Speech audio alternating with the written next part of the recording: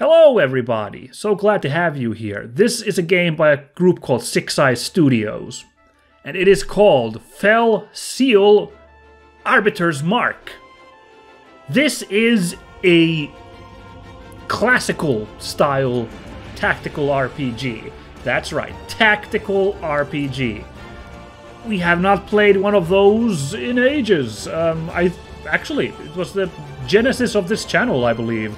Was the last time we did it, very early when we played Valkyria Chronicles. That counts as a tactical RPG, right? I really don't think we've played one after that, have we? So it's long overdue. I love this genre, even though I'm not great at it.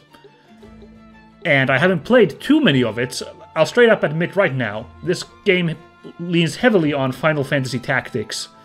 One of the absolute, benchmarks of the tactical RPG genre.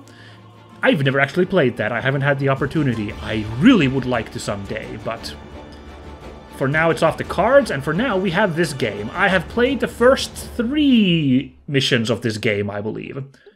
I believe it goes up to 3. Maybe? Yes? Probably?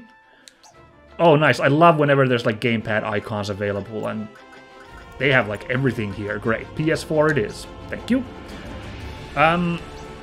I played the first 3 missions. I got this game that was gifted to me. I believe it was Jonathan who gifted to me this once. Much thanks for that, because I played the first 3 missions and I was like, oh, this is incredible. This game's fantastic. This game's so good, I actually want to commit to playing this on the channel. So I actually, I've had this game on a pause for, I think, a year at least now. I've been waiting for an opportunity when I could jump in and play it. And I think the time is now. Let's get back to this game at last. And, well, for me, get back. For you guys, it'll be the first time seeing it on the channel. And if you don't know this game, and if you don't know tactical RPGs, you're going to be in for a treat. It's so sick. And this one is really good. At least, judging from the first 3 chapters, I don't see it suddenly taking a nosedive. This is very interesting. I don't remember what difficulty did I run. Hold on, I gotta really quickly check. Okay, ignore everything that's going on here. What was I playing on last time myself? Please ignore everything that's going on here. I need to remind myself, what was the difficulty I picked for myself? You can change it somewhere.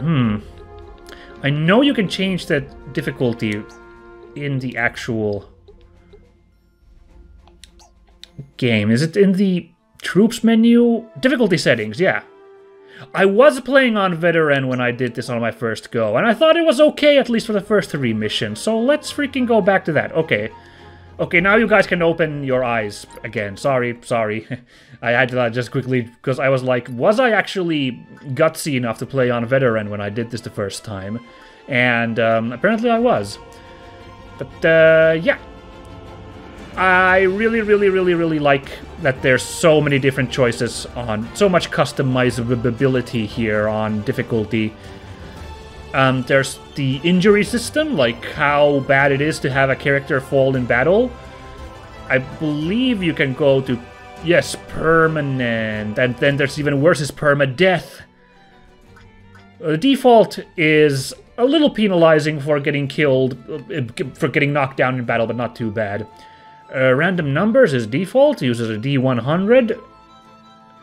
There's, interesting, there's only for player's favor, interesting. The easier difficulties are for that, alright? Enemy level scaling. Okay.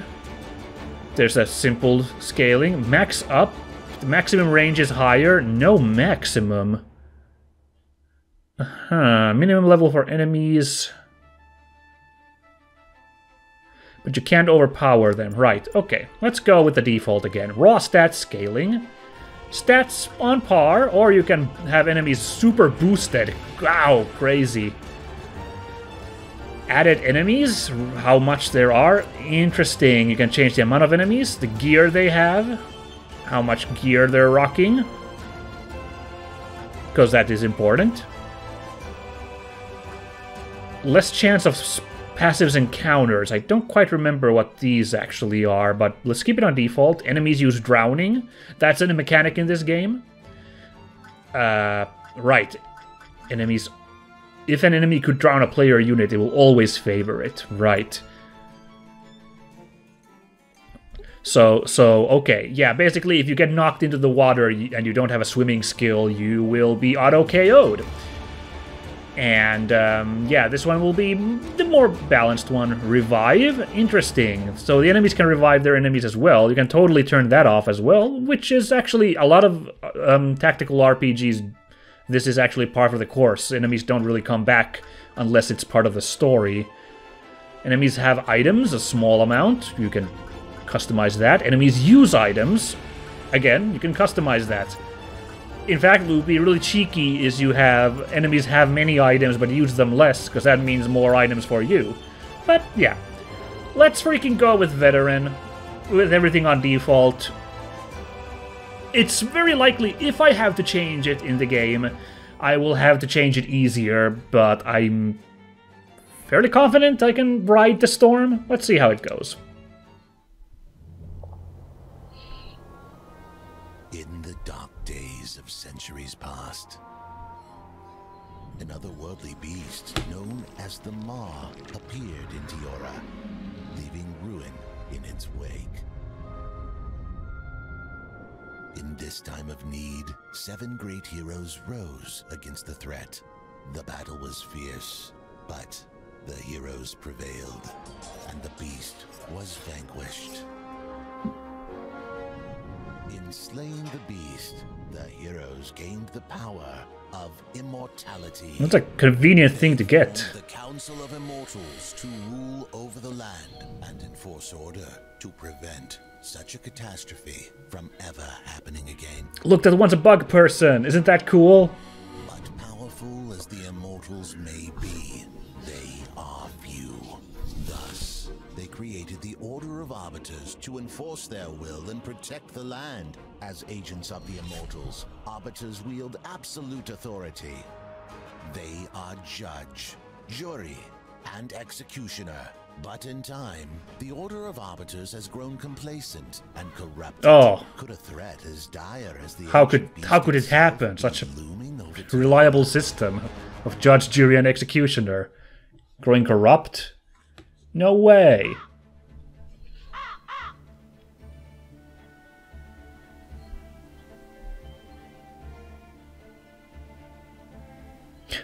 Good work, Anadine. You handled yourself well. Thanks, Captain. I don't feel I actually did all that much, though. Violent confrontation isn't always necessary or desirable. Negotiation is an equally important skill for an arbiter. Of course you're right, Captain. Are you sure Reiner knew the time we agreed to meet, Captain? Yes, he knows, but knowing Reiner, he's probably... Did you hear that? I didn't. Oh, please, anyone! It sounds like it came from the alley just ahead. Let's go.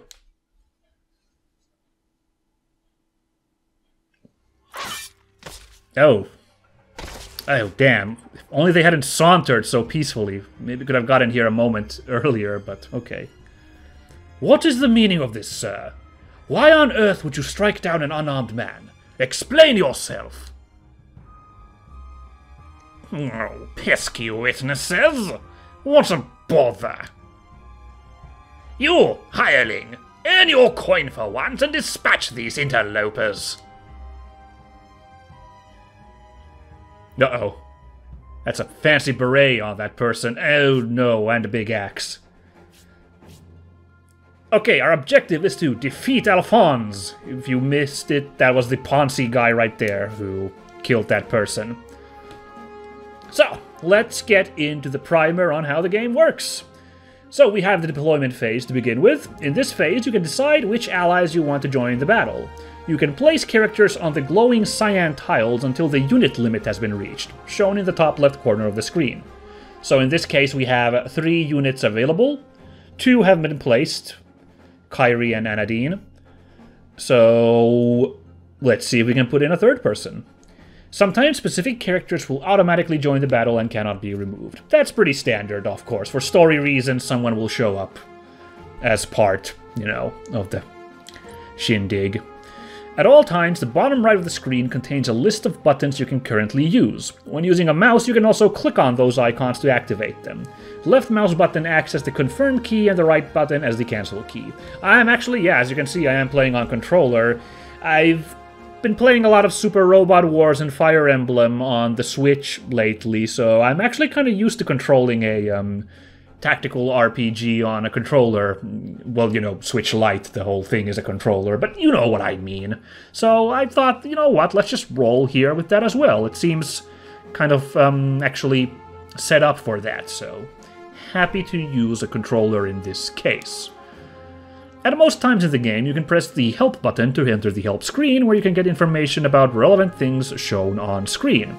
Lastly, you can disable these tutorials in the options, although it is not recommended to do so for new players. Yeah, I'm happy to have tutorials here, both just because I'm feeling a little unconfident, and also to elaborate to you guys watching at home so you understand what is happening in this game. But for now, let's see, we have a troops menu. Oh, we can actually jump in here and check out our gang, even though... Oh, that's interesting. Well, let's back up from that a little real quickly. We're not doing that right now. Okay, we have Alphonse and Dan are our two opponents here. A noble and a mercenary. Now let's see, ally zone is these three squares right here.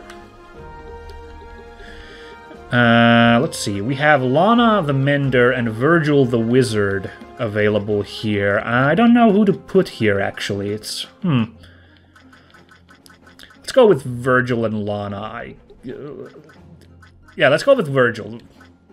I'm gonna play it a little risky here. We'll see how it goes, because, you know, as you can probably guess, Lana is a healer, and I'm not gonna really have a healer if I run with Virgil, but it's only two enemies. It's just a tutorial fight. Maybe this once we can roll it with, like, max aggro. So, we have two squishy frontline... sorry, that's not what I meant to say, the complete opposite. We have two tanky frontline fighters here. A mercenary slash mender. Oh yeah, she can do mending too, alright. And a mercenary. So let's have them be in the front, and let's put our squishy wizard, that's the one who's squishy, right here. Oh yeah, you can also select kind of facing there, as you just saw. No. Yeah, you can kind of like, which way do they start facing? Might as well take the enemy head on, why don't we? There we go. And yeah, we can't place Lana in here. Oops. Oh, well, we can place, but we can only place it to replace Virgil. So, let's keep Virgil in there, and let's get this fight started. Begin. By lawful decree of the Arbiters, I order you to lay down your weapons and surrender. Now! You are an Arbiter? Oh, this is even more tiresome than I thought. Hireling, exterminate these pests for me, and you will receive a tiny bonus. At once, Lord Alphonse. As you wish. Anadine, it looks as though you are about to face your first real battle. Yes, I see. I am ready, Captain. I'm sure you are, but why don't we quickly review the basics, just to be safe? I'm sure these two no-good hoodlums here are going to afford us the time to go through the basics of combat. So, in Felseal Arbiter's Mark, combat is turn-based. Every unit will get an individual turn, where they can move and or take an action, in any order. So got that? You can move and take an action, or take an action and move, but no, like, half and halves for either. You can see the global turn order at the top of the screen. Yeah, I love when games have those turn-based games. Real good stuff. A unit can move up to a maximum amount of tiles every turn, shown by their movement range. So you can see down there, for Kyrie, it's 4 squares. The movement is also restricted by terrain, and units can only reach tiles that are within their vertical movement range, shown by the, oh, it's a jumping person icon. So Kairi can only reach 5 units of vertical movement. The height of a tile is shown in the top left corner of the screen. Yeah, so I believe that's the difference between tiles. So, like, she can be on, like, a 7 vertical movement, I mean, a 7 height screen, but, like, she has to go up, she has to move to it from 2 to 12, because that's, like, 5 differences. I think that's how it works. That's what it means, is difference in the terrain. So, like, she can't jump on the roof of that building over there, because that's probably more than 5 units, but anything lower than that is fine. Like, maybe that barrel you see over there in the mid-bottom, maybe she could jump on top of that, possibly. No. A unit can take a single action every turn. A list of other possible actions will be shown every turn for you to choose from. Actions include everything that isn't your movement, such as attacking, using an ability, opening a chest, etc. Now then, let's deal with this scum. Alright. So, range 1, verticality 4, that tells you where Kairi can hit with her, hatchet, I believe? Some kind of axe, hand axe. So, obviously, she is a front, like melee fighter, so she can't really reach further than 1 square. We will get, of course, ranged characters later on. Of course, Virgil's a caster, so he can do some ranged stuff already. Here's where we have abilities, which the name depends on what class you're rocking. Kairi is a mercenary, so we get Warcraft.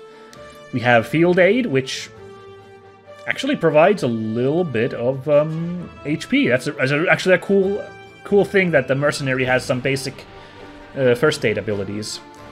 And this is cool.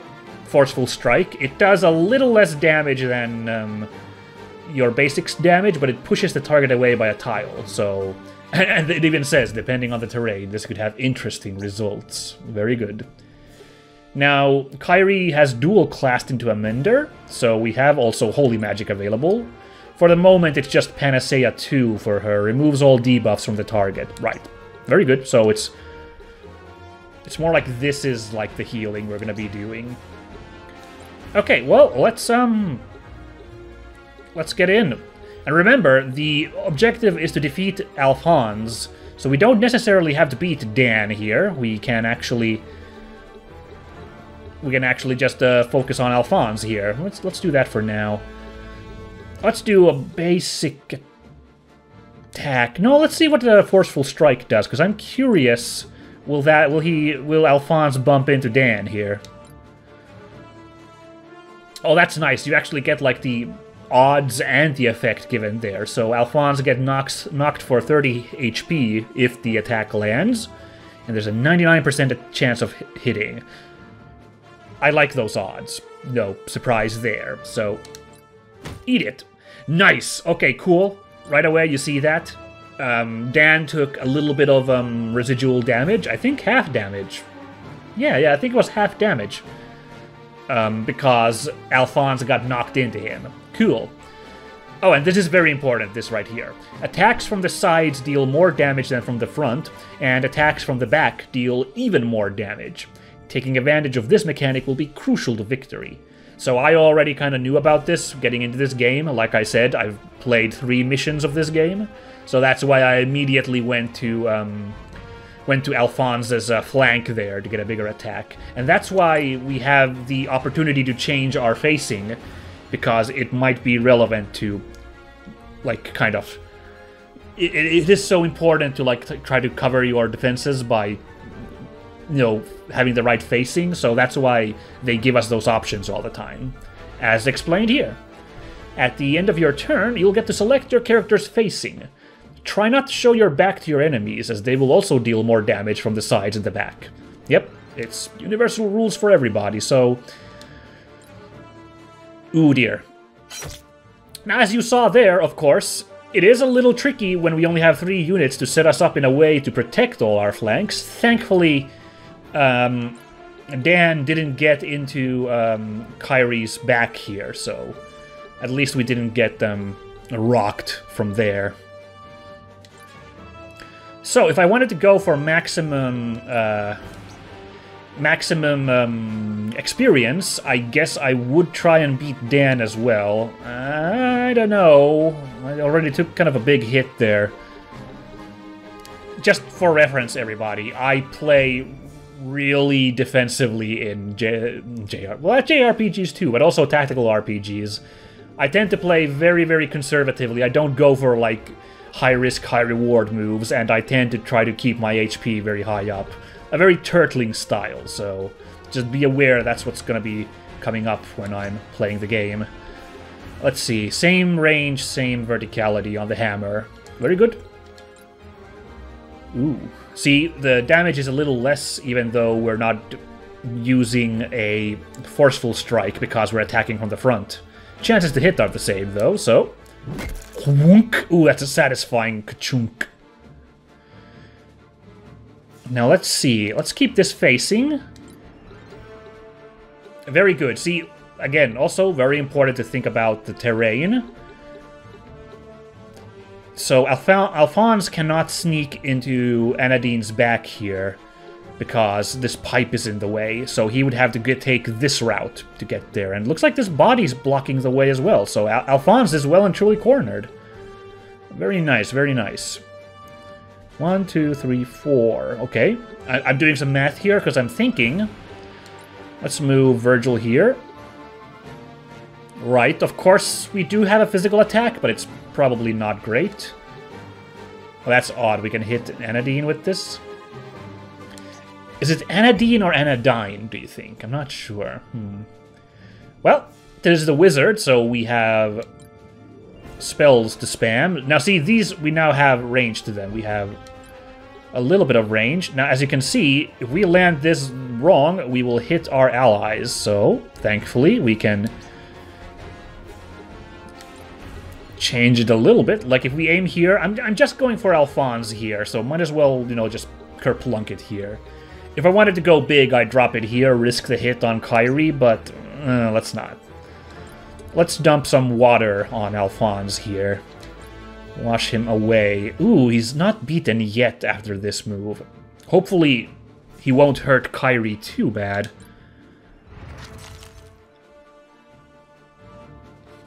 Now, this isn't super necessary because I did do the math right there, and Dan cannot get up to Virgil yet, but to be careful enough, we could...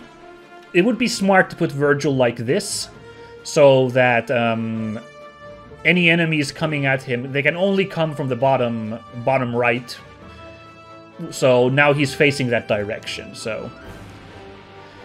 Now, just to be... I will explain in the future why that's not always a good idea to necessarily do that. In this case, it was safe to do. And also, looks like, okay, Alphonse is done for. Nice. Tutorial fight done. Yeah, we could have probably tried to take Dan out there as well. We probably could have survived a couple of rounds to do that, but yeah, we played it safe, just in case. Enough! I yield! A wise choice, if a bit late in the coming.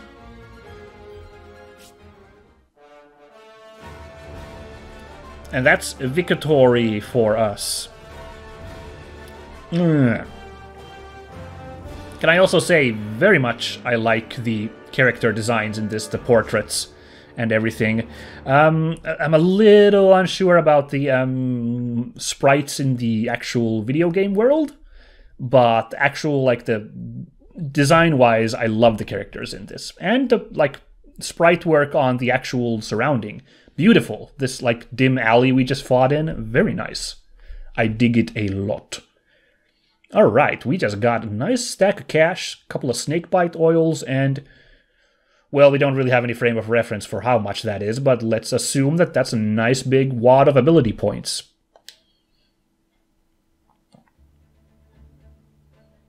Ladies! There you are! See what I mean? Like, look at a cool portrait for Reiner right there. He looks so swanky. What's this? You didn't tell me we were going to party. Reiner, at last. Weren't we supposed to meet an hour ago? We could have used your help with these thugs. No matter, this gentleman kept us company, and now we will show our gratitude by providing him with a nice, comfy cell. You cannot be serious! Do you not know who I am? I am a lord, Lord Alphonse to be precise. As a nobleman of the realm, I command you to release me. Slaying an unarmed man, attempting to eliminate the witnesses to your foul crime, and now resisting lawful arrest. There are limits to the privileges of nobility, as you are about to learn. An arbiter and a simpleton, I see. Very well, let us proceed with the farce if we must.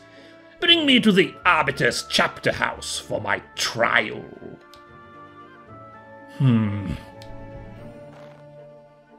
Are you suddenly struck dumb as well as simple? The Knight's chill does not agree with me. Make haste and escort me to the chapter house, wench. Oof, the wench card, not good. This guy is getting mad villain heat right now. Reiner, I've decided to make a small detour to Illuster. We will personally deliver this nobleman to the main chapter house. Clever. I wonder how much sway the little lordling has in Illuster. Very little, I suspect. Gather our people and make everything ready. We move at first light. Got it. Now to ensure you are comfortable for the trip. Outrageous! Simply outrageous! Simmer down, or I'll put out a gag next. No one bothers washing the gags in between prisoners, mind you. That's, yeah, I agree, that's pretty gross. Good call from this guy. Probably the first good call he's made in this scene. Very well. What about the other one, Captain? Just a henchman. We'll drop him off at the local chapter house. No need to cart them both all the way to Illuster.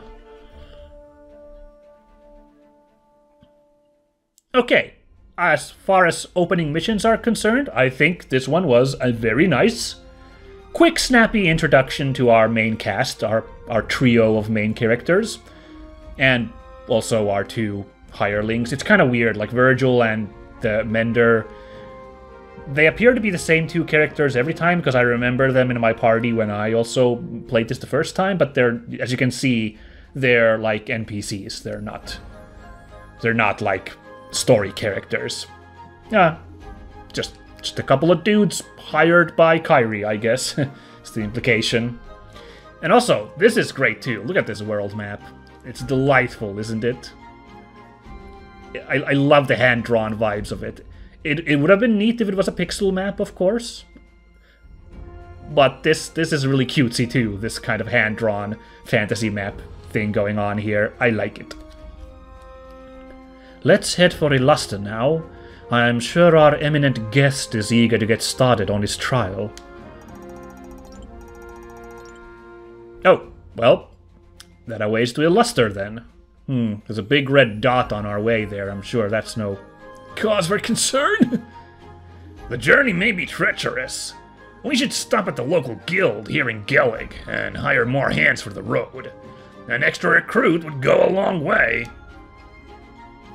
That's actually a very good idea to do.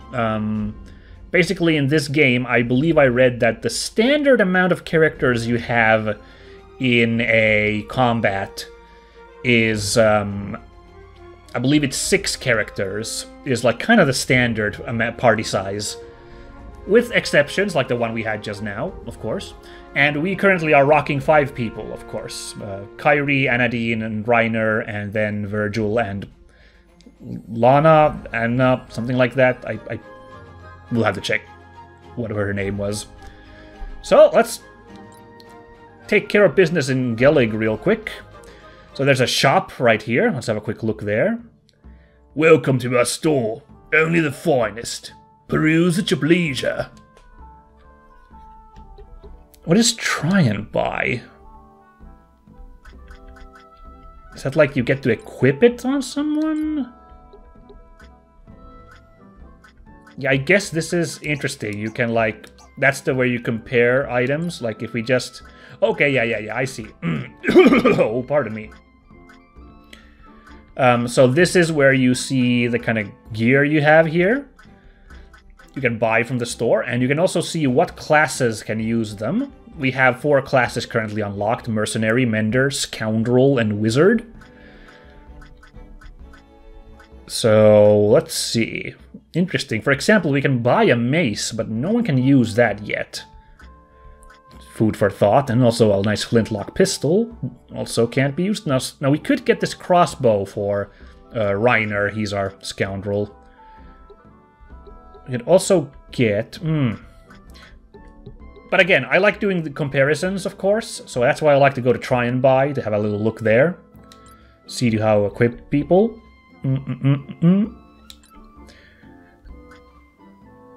So let's see... The maul increases... Yeah, the maul increases HP and attack, but as you can see, it's two-hander by that symbol there, 2 and a hand underneath maul, which means Kairi loses out on her shield, so that's kind of, yeah. Short sword, let's see. Stats are... Damage is a little less and verticality is a little less. I wonder, Yeah, I wonder what the, like, appropriate situation for using this is. I'm not a... Oh, interesting. It provides higher defense. If you look at the top there, it provides a defense buff. So this is for a little bit less damage, a little bit more defense. I think I'm not going to buy any gear at the moment for anybody. I think we can rock what we're rocking right now. Although if we really wanted to, we could get that crossbow for Reiner. If I understand correctly, you can't, like... Especially, you know, the crossbow's two-handed. You can't, like, have, like, 2 weapons and switch them out. Or maybe you can, but I haven't figured it out yet, at least. But let's rock that hidden knife first. I think that's good. To go with that first. Anadine, this is interesting. Anadine is actually a little, like, heavier than Kairi. She is more decked out in heavier armor here, so she's actually even more tanky than Kairi. Kairi is a little more... Although, I don't know, Kairi's got the shield. But I guess Anadine, with all of this, is more like a drawing fire on her. I don't know. But, yeah, I'd have to compare their complete stats to get a right feel. But I get the feel that Anadine is a little bit more chunky than even Kairi. Kairi's a little bit more balanced. Okay, here we go. We could get a hat for Virgil here. Lana. Lana was the character. She has a wood staff. Okay, that's what menders use. Pardon me. She's got circlet and a linen robe going on. Very good. Again, we could get the Traveler's Garb, but that would actually destroy her resistances. Like, the linen robe provides a good resistance, so... Which maybe we want to focus on that with these casters. Like I said, I think I'll play with these items for now. I just want to kind of show off what's available in the store and what's available here with these items. We'll worry about it later on. But now, what we really want to do is go to the guild. In need of new recruits? This is also kind of fun. You can change the appearance of one of your hirelings. Of course, the story characters you can't change, but hirelings you can. I think Virgil and Lana, these stock characters, actually look pretty close to what their portraits are like, so I'm perfectly happy keeping them like this. But what we really want is to get a new recruit. So, you can change the visual appearance of units in this section. By using the left-right arrows on any category, you can quickly change its value, or select a row, click on the row text with the mouse or hit the confirm button to view a list of possible options. Oh good, you can actually get a list, nice. You can import your own portrait into the game. Information is provided in the game's main folder about the process. Oh, that's kind of fun. But I don't know what images I would import in, so I guess we'll let that go for now. So, we can bring in a mercenary, a scoundrel, a mender, or a wizard, the ones we have available. And when it comes to level, okay, this is kind of cool. I believe this is determined by what Kyrie's level is, I believe is the case. So you can always hire a character up to the level that Kyrie is as the main character. And honestly, why not get a nice beefy mercenary to help us out? Let's get it. At level 2, we can totally afford it. So this is Lily, apparently. Now what I like to do is I like to make them look like the portrait, if you feel me. So first of all, let's put the class outfit. Well, the outfit's a little not quite in the picture, but I don't think... I mean, I guess we could have a quick look. Now, let's see. What... that's a little too pale, I think, that one. When looking at that image, I think this one's pretty close to the image. Now, she looks way too happy in this picture to be that stern knight in the picture. Let's see if we can get... I like this one. This one's pretty good, because if we can't get the right helmet, at least Lily has her eyes closed in this picture, just like in the portrait. Oh, that's kind of funny. We can't change eye color because her eyes are covered, so it's all fine. She doesn't have much hair, as far as I can tell. Something that's very well hidden inside her helmet. Let's go with this. Color doesn't matter. Now let's see. What headwear? Ooh. Certainly is a lot of headwear available. Let's see if there's any, like, helmets here.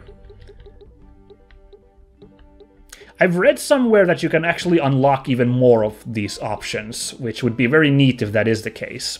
But, I don't know yet. Now, let's see. Some of these are quite covering. Oh, that's probably the closest so far. It's got a cool Centurion frill, the image, so let me see if... I'll just be careful if there isn't one of those, but... I think we'll settle for that if nothing else comes up. Or maybe this. Either or. Oh, perfect! Oh, wow. Look at that. I'm almost certain that they purposefully designed, like, some of this gear to match the portraits they've made. So that's a great choice. Let's go with that. That's exactly what we need. And then we want...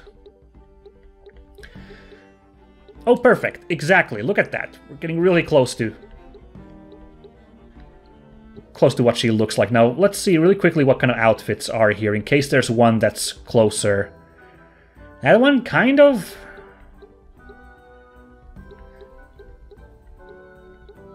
Or this one, maybe. Hard choice. I'm